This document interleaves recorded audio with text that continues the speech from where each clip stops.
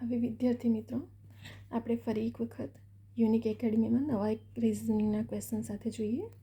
અહીં આપણને પૂછાતું હોય છે કે કેટલા વ્યક્તિ અને કઈ હરોળમાં કેવી રીતે બેસે છે અને એ વ્યક્તિની કુલ સંખ્યા કેટલી હોય છે. અમુક વખત એવું પૂછાય છે કે ડાબી અને જમણી બાજુથી હોય તો હરોળમાં કુલ કેટલા વ્યક્તિ હોય છે. તો એવા ઘણા બધા આપણને રિઝનિંગના ક્વેશ્ચન પૂછાતા હોય છે. તો આપણે એક નવા રિઝનિંગના ક્વેશ્ચન સાથે જોઈએ. મોસ્ટ ટાઈમ છે જો કે આ એક્ઝામમાં પૂછાતું હોય છે.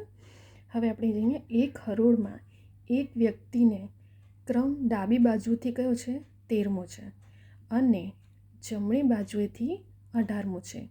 તો આ હરોળમાં કુલ કેટલા વ્યક્તિ હશે? હવે વિદ્યાર્થી મિત્રો, આપણે અહીંયા જોયું છે કે ડાબી બાજુની સંખ્યા પણ આપણને આપી દીધી છે કે ડાબી બાજુએથી કયો ક્રમ છે 13મો અને જમણી બાજુએથી ક્રમ કયો છે 18મો છે.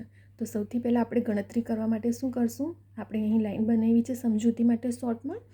આપણને કુલ વ્યક્તિ માટે ગણતરી કરીએ, બરાબર.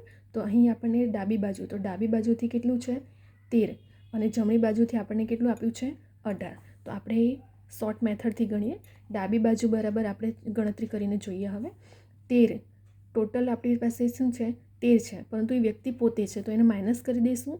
તો માઇનસ શું આવી જશે 12 અને જમણી બાજુથી વ્યક્તિનો 18મો છે. તો જમણી બાજુથી 18 છે માટે આપણે એ વ્યક્તિ પોતે હશે તો આપણે એને શું એક માઇનસ કરી દેવાનું એટલે 17 અને એ વ્યક્તિ પોતે એટલે +1. હવે આ ત્રણેય રકમનો તમે સરવાળો કરશો તો જવાબ આપણને શું મળી જશે 30, બરાબર.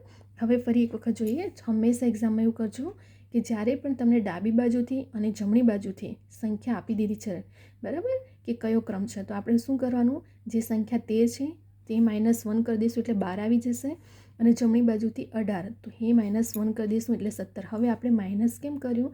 કેમ કે વ્યક્તિ પોતે હોય છે માટે કુલ હરોળની સંખ્યા ગણવા માટે આપણે શું કરવું પડશે?